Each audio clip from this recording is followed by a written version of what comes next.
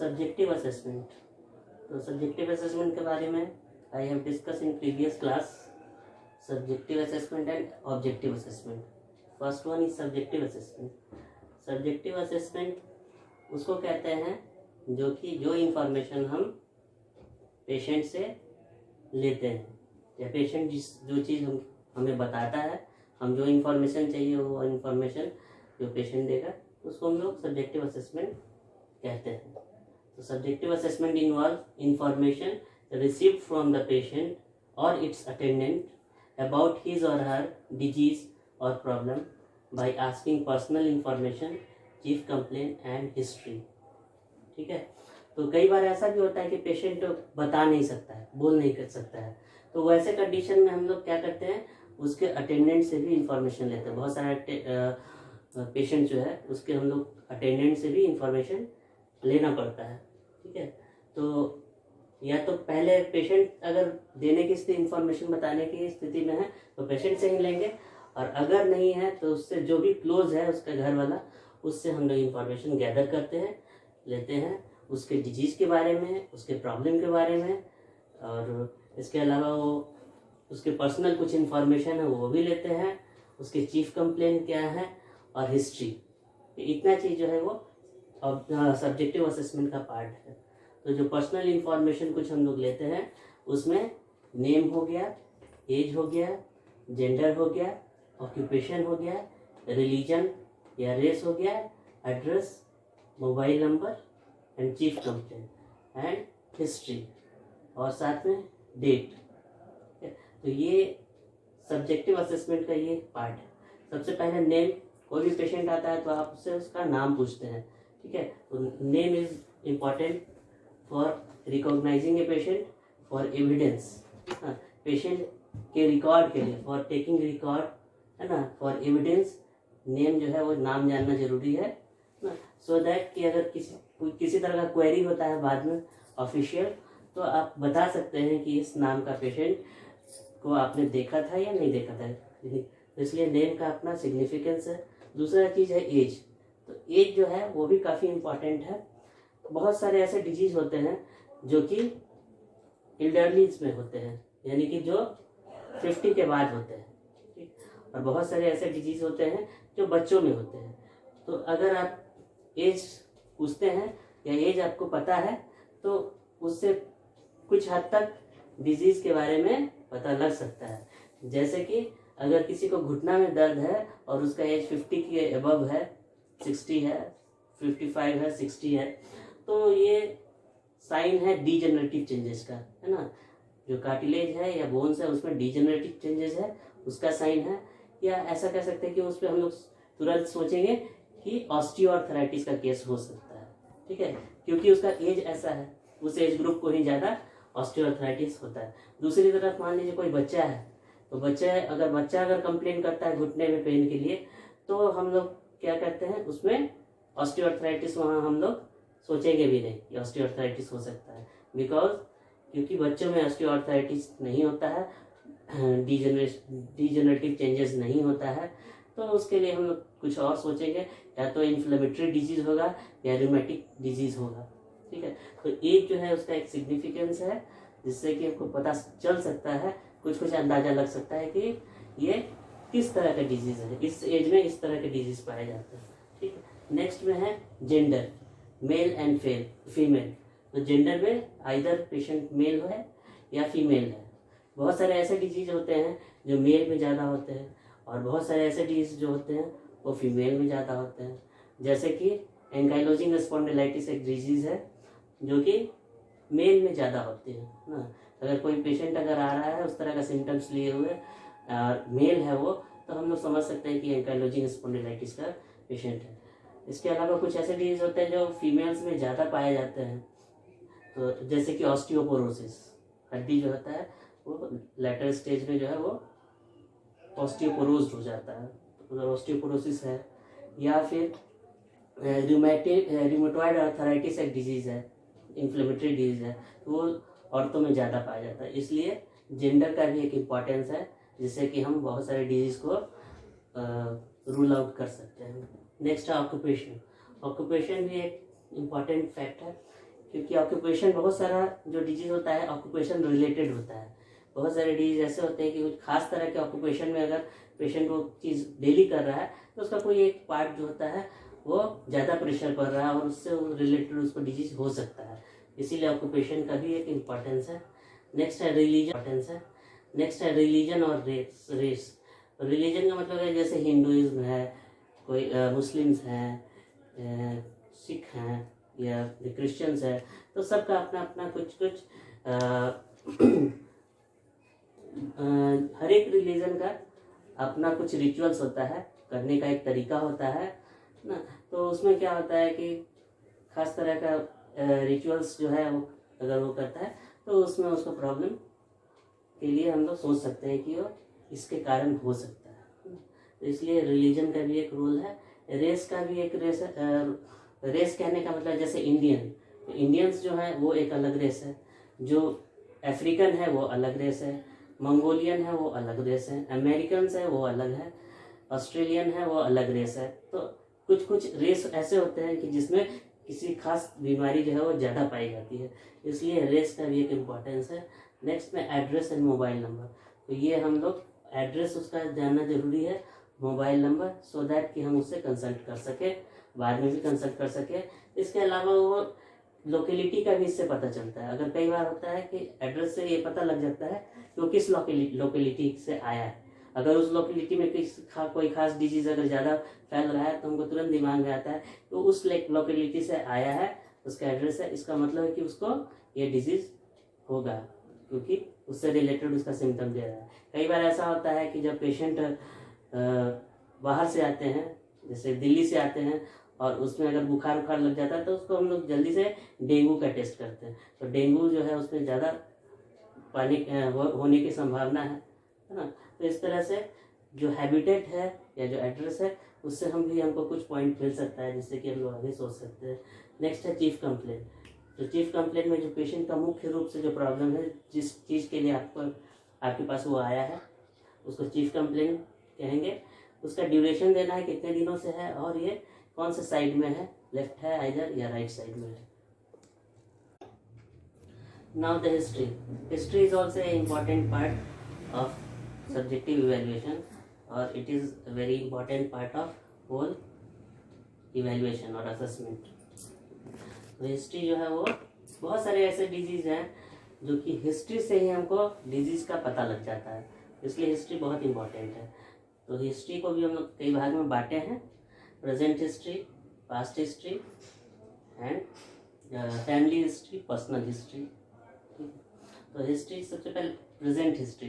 तो present history में हम लोग पेशेंट को पूछेंगे, पेशेंट के बारे में कि आपको क्या हुआ था, कैसे प्रॉब्लम हुआ, अभी जो आपको एट प्रेजेंट जो दिक्कत है उसके पहले किसी तरह का इंजरी का कोई हिस्ट्री है कि नहीं। तो अगर मान लीजिए इंजरी का हिस्ट्री होगा तो उसको हम लोग date of onset of injury हम लोग लिखेंगे कि कौन से डेट से ये स्टार्ट हुआ है ना। इसके अलावा बहुत बार ऐसा भी होता है कि कुछ प्रीवियस इंजरी होते हैं, मान लीजिए 6 महीने पहले कोई इंजरी हुआ और उसका दर्द जो है वो बाद में जाके स्टार्ट हुआ या बाद में प्रेजेंट हुआ, तो उसके बारे में प्रीवियस इंजरी के बारे में भी हम लोग पूछेंगे। इंजरी में डिफरेंट टाइप के इंजरी हो सकते हैं, रोड ट्रैफिक इंजरी हो सकते हैं ना, फॉल फ्रॉम द हाइट हो सकते हैं, स्लिप करके गिरने का वो भी हिस्ट्री हो सकता है। ठीक है, तो अलग अलग तरह का इंजरी हो सकता है, अलग अलग मोड ऑफ इंजरी। तो जो भी मोड ऑफ इंजरी होगा, जो भी होगा वो हमको मेंशन करना होगा जो कि उससे रिलेटेड है, जो उस प्रॉब्लम से रिलेटेड है।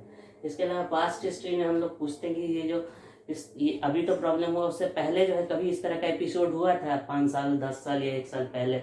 तो अगर बताए कि हाँ वो एपिसोड हुआ था पास्ट हिस्ट्री में, तो पास्ट में उसको हम लोग लिखेंगे कि पास्ट हिस्ट्री में 1 साल पहले इस तरह का एपिसोड फिर आया था, फिर वो ठीक हो गया, रिकवर हो गया एंड देन फाइनल, और फिर अब से स्टार्ट हो गया, फिर इधर रिसेंटली स्टार्ट हुआ। तो ये जो है हम लोग पास्ट हिस्ट्री के बारे में पूछते हैं ना।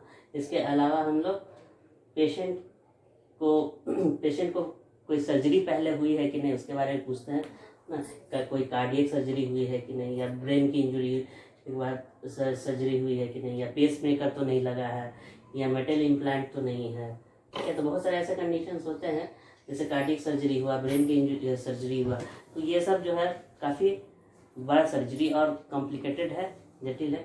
तो उसमें हम लोग को ख्याल रखना है, जो भी ट्रीटमेंट करेंगे तो उसका ख्याल रख के ट्रीटमेंट करना है। कई बार पेशेंट को पेस मेकर अगर लगा रहता है, तो अगर पेस मेकर लगा हुआ है हार्ट में, तो क्या है उस कंडीशन में अगर हम लोग शॉर्ट वेव डायथर्मी को यूज़ करेंगे फिजियोथेरेपी में, तो वो पेस मेकर को ख़राब कर सकता है। इसलिए हम लोग वैसे पेशेंट को, अगर हमको पता लग गया है कि उसको पेस मेकर लगा हुआ या कार्डियक सर्जरी हुई है या मेटल इम्प्लांट किया हुआ है, कहने का मतलब कि कुल्ला जो है वो बदला गया हो, हिप को रिप्लेस किया गया हो, है ना, प्रोस्थेसिस हिप लगाया गया हो, ओरिजिनल को हटा के उससे प्रोस्थेसिस लगाया गया हो, तो ये सब चीज़ जो है ये हम लोग पूछते हैं पेशेंट से। अगर इस तरह का है तो उसके हिसाब से हम लोग को ट्रीटमेंट प्लान करना होता है। इसके अलावा जो है हम लोग डिजीज़ के बारे में भी कुछ पूछेंगे कि पेशेंट को पहले कोई डायबिटिक मेलाइटिस पेशेंट तो नहीं है, यानी कि ब्लड शुगर का मरीज़ तो नहीं है, ब्लड शुगर का मरीज़ है,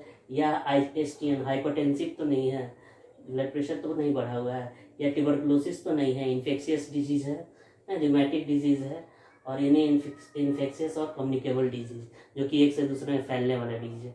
तो ये सब के बारे में पूछते हैं, जिससे कि हम लोग ये समझ पाते हैं कि कितना सीवियर है, इसका जो प्रॉब्लम है वो कितना सीवियर है।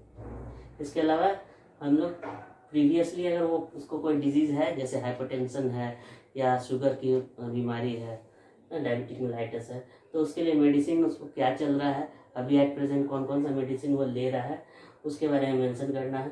ठीक। इसके अलावा कुछ और भी ट्रीटमेंट की उसको तो ज़रूरत है कि नहीं है, उसके बारे में हम लोग उसको पूछेंगे, है ना। तो कुछ ऐसे भी रिलेटेड डिजीज़ होते हैं जिसके ट्रीटमेंट वो पहले से नहीं लिया है और नहीं उसकी, लेकिन उसकी ज़रूरत है उसको, तो उसके लिए हम लोग उसको रेफ़र भी कर सकते हैं दूसरे के पास, या एक्सपर्ट एडवाइस लेने के लिए। ठीक है। इसके अलावा फैमिली हिस्ट्री हम लोग पूछते हैं कि परिवार में और किसी को इस तरह का सिम्टम्स या इस तरह का डिजीज़ पहले हुआ है या नहीं हुआ है, क्योंकि बहुत सारे डिजीज़ जेनेटिकल होते हैं और जो एक फैमिली मेम्बर से उसके नेक्स्ट जनरेशन में वो कैरी हो जाते हैं।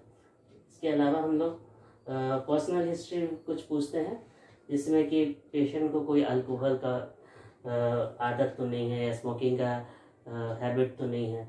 अगर इस तरह का है तो उसको हम लोग बताएंगे कि इसको इस कंडीशन में और आपका प्रॉब्लम बढ़ सकता है।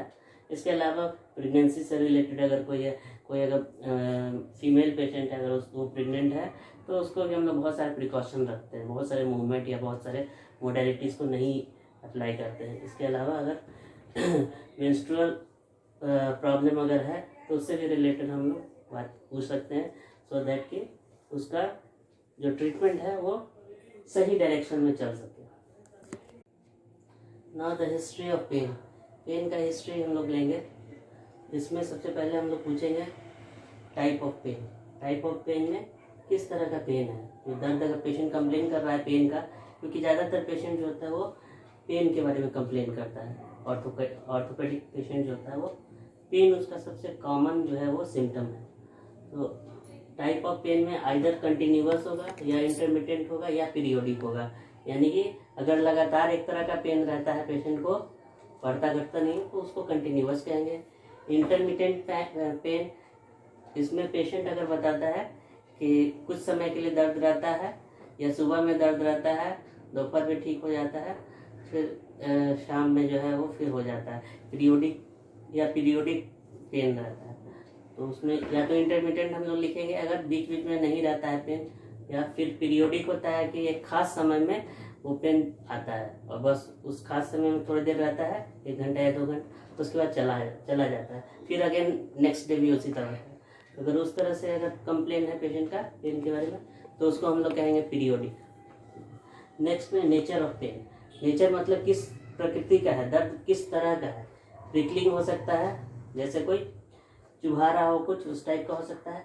स्टैबिंग हो सकता है, अगर कई बार ऐसा पेशेंट बोलता है कि ऐसा दर्द है कि जैसे कोई चाकू मार रहा है, तो अगर उस तरह का बोलेगा तो उसको लिखना पड़ेगा कि स्टैबिंग टाइप। ठीक है। कई बार पेशेंट जो होता है शार्प शूटिंग पेन बोलता है, बहुत तीखा दर्द है, तो अगर इस तरह का पेन है तो इसका मतलब है कि नर्व रूट में या नर्व में किसी तरह का प्रॉब्लम है। इसके अलावा डल एचिंग, डल एचिंग पेन उसको कहेंगे जो कि एक तरह का दर्द रहता है, मतलब ऐसा बहुत सीवियर पेन नहीं रहेगा, हमेशा एक तरह का पेन रहेगा, डल एचिंग पेन कह सकते हैं। जैसे मान लीजिए आर्थराइटिस वगैरह है या किसी को घुटने का दर्द है, तो वो डल एचिंग जो है पेन होगा, वो मस्कुलर या जॉइंट ओरिजिन होगा, मतलब वो या तो मस्कुलर पेन होगा या जॉइंट से आता है। नेक्स्ट में क्रैम्पिंग, बहुत सारे कुछ मरीज बोलते हैं क्रैम्प करने लगता है, मतलब थोड़ा देर एक्टिविटी करते हैं उसके बाद क्रैम्प होने लगता है, तो अगर इस तरह का है तो इसका मतलब है कि मसल फैटिगनेस है। नेक्स्ट में रेडिएटिंग, बहुत बार पेशेंट बोलता है कि पेन एक जगह से स्टार्ट होकर वो आगे की तरफ बढ़ता है, तो वो रेडिएटिंग पेन कहलाएगा। और इसका मतलब ये है कि जो उसको प्रॉब्लम जो है वो नर्व में है, पेरिफेरल नर्व में है, जैसे रेडियल नर्व, अल्नर नर्व, इसमें या सियाटिक पेन, ये सब रेडिएटिंग नेचर का होता है।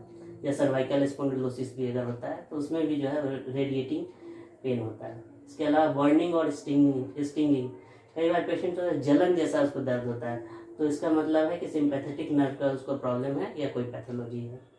नेक्स्ट में हम लोग ऑनसेट लिखते हैं। ऑनसेट मतलब जो दर्द उसको स्टार्ट हुआ है तो वो कैसे स्टार्ट हुआ, सडन हुआ या ग्रेजुअल हुआ।